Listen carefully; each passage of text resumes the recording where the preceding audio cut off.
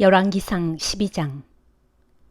이스라엘 사람들이 솔로몬의 아들 르호보암을 왕으로 세우려고 모두 세겜으로 가자 르호보암도 그리로 갔다. 당시 솔로몬 왕을 피하여 이집트에 피신해 있던 느밧의 아들 여로보암도 그 소식을 듣고 이집트에서 이스라엘로 돌아왔다. 이스라엘 사람들이 이집트로 사람을 보내 여로보암을 데려온 것이다. 여로보암은 이스라엘 사람들을 거느리고 르호보암에게로 가서 말했다. 왕의 아버지께서는 우리에게 아주 무거운 멍에를 지워주었습니다. 이제는 우리의 짐을 덜어 가볍게 해주십시오. 그러면 우리가 왕을 섬기겠습니다. 르호보암이 대답했다. 알겠소. 오늘은 일단 돌아갔다가 사흘 후에 다시 오도록 하시오. 이 말에 사람들이 모두 흩어졌다. 그 일을 놓고 르호보암 왕은 먼저 부왕 솔로몬을 섬기던 원로들과 의논했다. 내가 이 백성에게 무엇이라고 대답해야 좋겠소? 원로들이 대답했다. 왕께서 이 백성의 종이 되어 그들을 섬기고자 한다면 그들의 요구를 받아들이십시오. 그러면 그들이 평생토록 왕께 순종할 것입니다. 그러나 르호보암은 원로들의 충고를 받아들이지 않았다. 대신에 자신이 함께 자라고 자신을 받드는 젊은 신하들에게 조언을 구했다. 그대들은 어떻게 생각하시오? 나의 아버지께서 당신들에게 부과한 멍에를 덜어달라고 요구하는 이 사람들에게 내가 뭐라고 대답해야 좋겠소? 그러자 왕과 함께 자란 젊은 신하들이 대답했다. 왕께서는 멍에를 가볍게 해달라고 요구하는 그 사람들에게 이렇게 말씀하십시오. 내 새끼손가락이 내 아버지의 허리보다 더 굵다.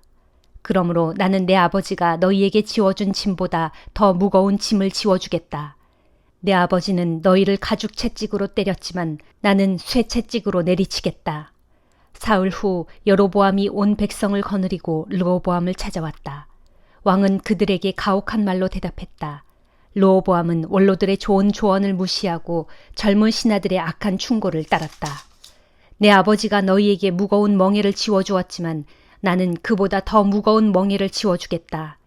내 아버지는 가죽 채찍으로 너희를 때렸지만 나는 쇠 채찍으로 너희를 내리치겠다.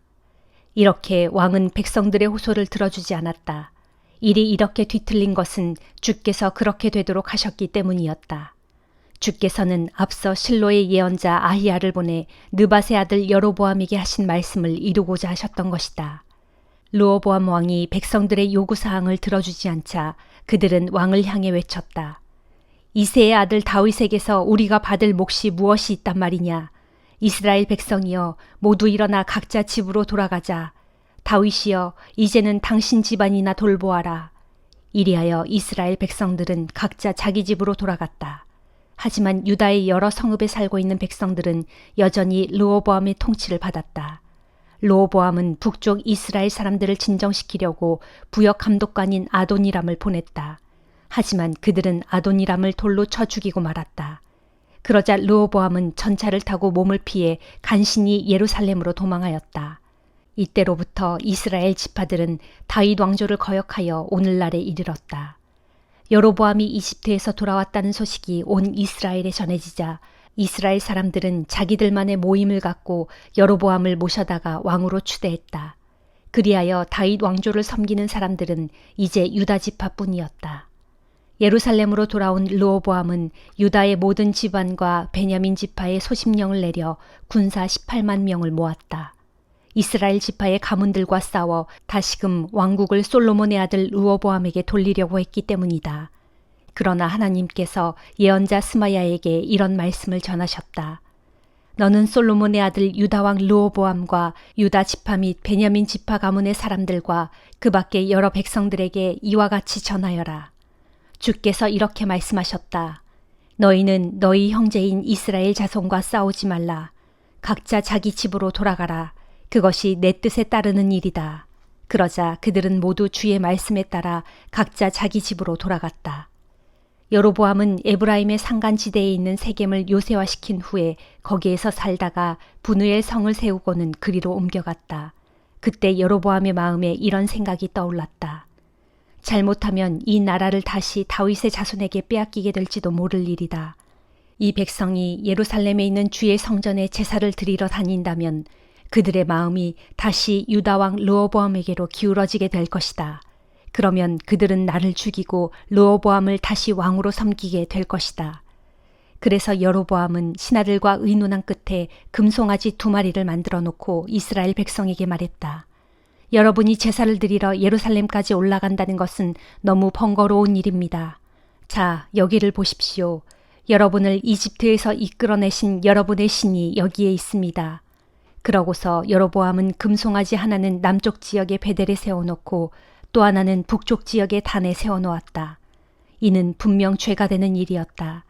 그리하여 이스라엘 백성들은 저 멀리 단에까지 가서 금송아지를 섬겼다. 여로보암은 또 여러 높은 지대에 산당들을 짓고 게다가 레위 자손이 아닌 일반 지파 출신들을 제사장으로 임명하여 세웠다. 여로보암은 또 유다에서 행하는 절기를 본떠서 8번째 달 15일을 축제일로 정하여 제단에 희생제물을 바쳤다. 매년 그때가 되면 여로보암은 베델로 가서 자신이 만든 금송아지 앞에 제물을 바쳤다. 그는 또 베델에서 자신이 만든 산당에서 제사를 지낼 제사장들도 임명했다. 이처럼 여로보암은 자신이 제멋대로 정한 8번째 달 15일이면 자신이 세운 베델의 제단에 올라가 제물을 바쳤다. 그는 이스라엘 자손들이 지켜야 할 절기를 이렇게 정하고는 자기도 그 제단에 올라가 향을 피웠다. 빌립보서 3장. 나의 형제들이여, 주 안에서 기뻐하십시오. 이미 여러 차례 한 말입니다만 여러분을 위해 조금도 번거롭게 여기지 않고 거듭해서 당부합니다. 악을 행하는 개 같은 자들을 조심하십시오.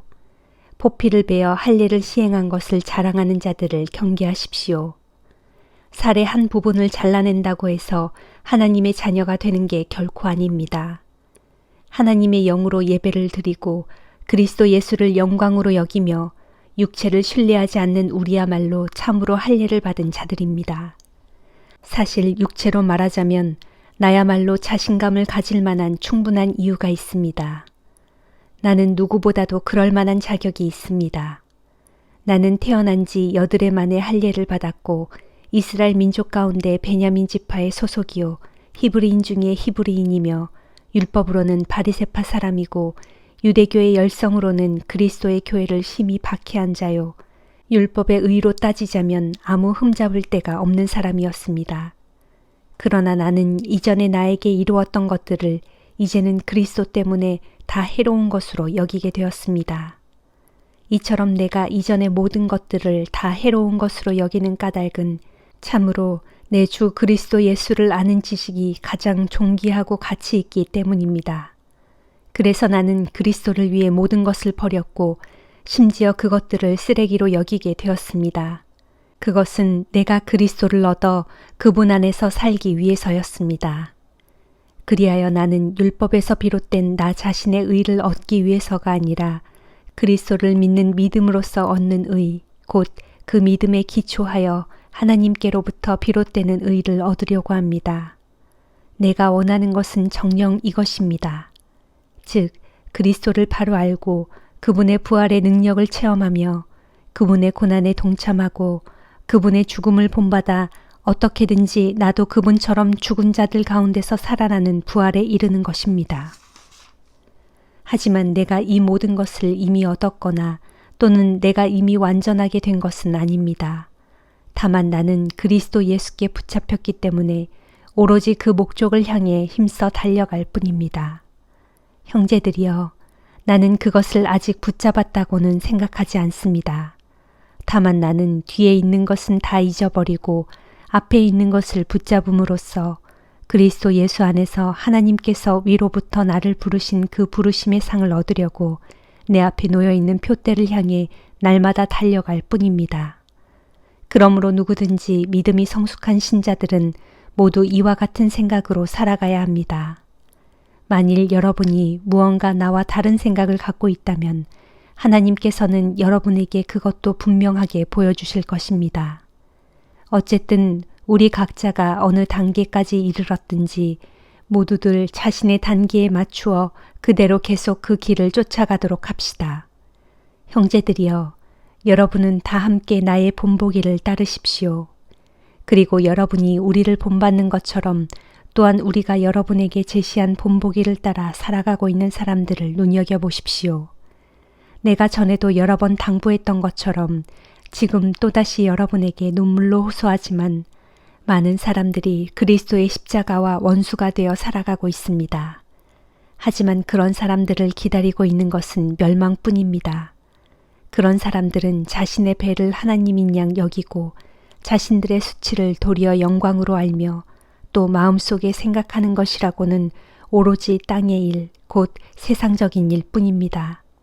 그러나 우리의 시민권은 하늘에 있습니다. 우리는 거기 하늘로부터 장차 오실 우리의 구원자, 곧 주 예수 그리스도를 간절히 기다리고 있습니다. 그때에 예수 그리스도께서는 온 세상 만물을 복종시킬 수 있는 놀라운 권능으로 우리의 비천한 몸을 변화시키셔서 자신의 영광스러운 몸과 같은 형상으로 변화시켜 주실 것입니다. 에스겔 42장. 그 사람이 또 나를 데리고 성전 본당 바깥의 안뜰로 나가 북쪽 길로 가서 성전 북편에 있는 두 건물에 이르렀다. 두 건물 가운데 하나는 성전 본당의 작은 골방들 앞들을 향하고 있었고 다른 하나는 성전 본당의 북쪽 벽을 향하고 있었다. 그 사람이 이 건물들의 크기를 재니 길이는 100규빗이었고 너비는 50규빗이었다. 또 이 건물들의 출입구문은 북쪽을 향하고 있었다. 이 건물들은 3층으로 이루어져 있었고 방들이 두 줄로 쭉 늘어서 있었으며 모든 방들 앞에는 복도용 발코니가 있었다. 두 줄로 늘어선 방들 가운데 한 줄은 20규빗 되는 성전 안뜰을 향하여 있었고 다른 한 줄은 바깥들의 얇은 돌이 깔린 곳을 향하고 있었다. 또 그 두 줄 방들 사이에는 통로가 있었는데 그 너비가 10규빗이었고 그 길이가 100규빗이었다. 그리고 그 문들은 다 북쪽으로 나 있었다. 3층으로 된 이 건물에서 맨 위층인 3층의 방들은 다른 1층과 2층의 방들에 비해 가장 좁았는데 그것은 각 층마다 나 있는 복도용 발코니들 때문에 위층으로 올라갈수록 그 너비가 점차 좁아졌기 때문이다. 비록 방들이 3층으로 되어 있었지만 이 건물은 뜰에 있는 다른 건물들처럼 기둥으로 받쳐져 있지 않고 기둥 없이 계단식 구조로 지어졌기 때문에 맨 위층이 가장 아래층이나 가운데층보다 더 좁아졌던 것이다. 두 건물 가운데 한 건물의 바깥담, 곧 바깥들 쪽으로는 이 방들과 나란히 길이 50규빗 되는 바깥담이 있었다. 바깥들로 향한 이 방들의 전체 길이는 50규빗이었고 성전 쪽을 향한 방들의 전체 길이는 100규빗이었다. 그리고 이 방들의 맨 아래층에는 동쪽으로 나 있는 출입구가 있었는데 이 출입구는 곧 바깥들에서 들어가는 문이었다. 성전의 남편에도 북편과 똑같이 두 개의 건물이 있었는데 하나는 성전 본당의 작은 골방들 앞들을 향하고 있었고 다른 하나는 성전 본당의 남쪽 벽을 향하고 있었다. 이 건물들도 북편 건물들과 똑같이 각 건물마다 방들이 두 줄로 쭉 늘어서 있었고 방들 사이에는 통로가 있었다. 모든 구조는 북편과 똑같았다. 곧 통로의 너비와 길이 및 각 방들의 크기 그리고 출입구나 문들의 모양이나 구조가 북편 건물에 있는 것들과 똑같았다. 이 남편 건물의 방들에도 출입하는 문이 있었는데 북편 건물의 방들과 똑같이 동쪽으로 나 있었다. 그때 나를 안내하던 그 사람이 내게 일러주었다. 성전뜰 앞에 있는 이 남쪽 방들과 북쪽 방들은 거룩한 방이다. 이 방들은 주를 가까이 하는 제사장들이 지극히 거룩한 음식을 먹는 곳이고 또한 지극히 거룩한 제물인 소제와 속죄제와 속건제의 제물을 두는 곳이다. 그래서 이 방들은 거룩한 방이다. 또 제사장들이 입는 옷은 거룩한 옷이므로 제사장들이 성소에 들어가 주를 가까이 하고 나올 때에는 곧바로 바깥들로 나가지 못하고 주를 섬길 때 입었던 그 옷을 반드시 이 거룩한 방에 벗어두어야 한다. 그런 뒤 다른 일반 옷으로 갈아입고서 백성들이 모여있는 바깥들로 나가야 한다.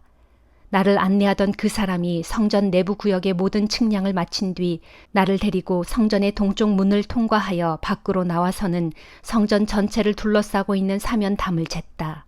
그 사람이 자기가 사용하는 그 장대로 성전 구역의 동편 담을 재니 그 길이가 500규빗이었다.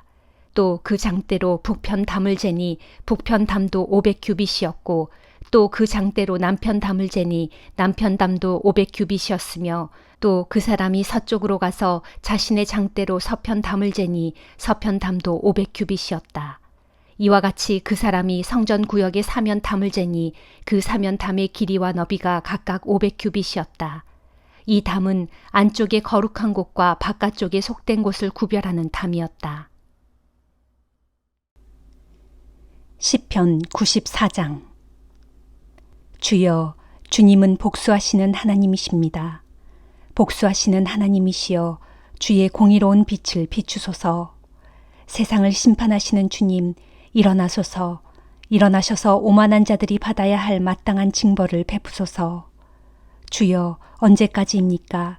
언제까지 저 악한 자들이 승리의 환호성을 지르도록 그냥 내버려 두시렵니까? 저들은 거만한 말을 함부로 내뱉고 악을 일삼으면서도 그것을 뽐내고 다닙니다. 주여, 저들은 주님의 백성을 마구 짓밟고 주님께서 택하신 민족을 심히 괴롭히고 억압합니다.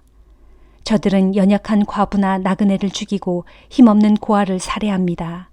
그러고선 짓거려대기를 주가 어떻게 알겠으며 야곱의 하나님이 어찌 눈치를 챌 수 있으랴 합니다.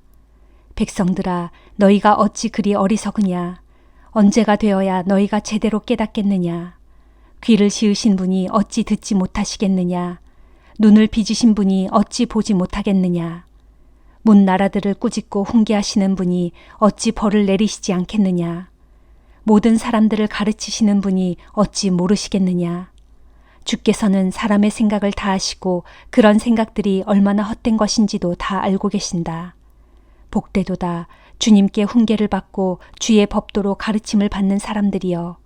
주께서는 이런 사람들을 환난 날에 건져주시고 악인들을 빠뜨릴 구덩이를 팔 때까지 그에게 평안한 안식을 주시리라. 주께서는 자기 백성을 저버리지 않으시고 자신이 택하신 민족을 외면하지 않으실 것이다. 주님의 판결은 반드시 공의의 토대 위에서 이루어질 것이니 마음이 정직하고 올바른 자들은 모두 공의를 따르게 되리라. 누가 나를 위해 일어나 악한 자들을 물리쳐 줄까? 누가 나를 위해 일어나 못된 짓을 일삼는 자들과 대항하여 내 편을 들어줄까? 주께서 나를 도와주지 않으셨더라면 지금쯤 내 생명은 적막한 죽음의 땅으로 떨어지고 말았으리라. 오 주여, 내 발이 미끄러져 헛디디려고 할 때마다 주께서는 사랑으로 나를 붙들어 주셨습니다. 내 마음이 심히 괴롭고 걱정이 태산 같을 때에도 주께서는 내 영혼을 위로하시어 내게 기쁨을 주셨습니다. 부패한 재판장이 어찌 주님과 사귈 수 있겠으며 법을 악용하여 악한 짓을 꾸미는 자가 어찌 주님과 어울릴 수 있으랴. 저들은 끼리끼리 모여서 의로운 자를 해칠 궁리나 꾸미고 죄 없는 사람들에게 사형 선고를 내리는구나. 그러나 오직 주님은 나의 견고한 요새가 되셨고 내 하나님께서는 내가 믿고 의지할 반석이 되셨습니다. 주께서는 저들이 지은 죄악을 저들에게 그대로 되갚으시고 저들의 악함으로 인해 저들을 완전히 멸망시키실 것이다. 주 우리 하나님께서 저들을 모조리 없애버리실 것이다. 아멘.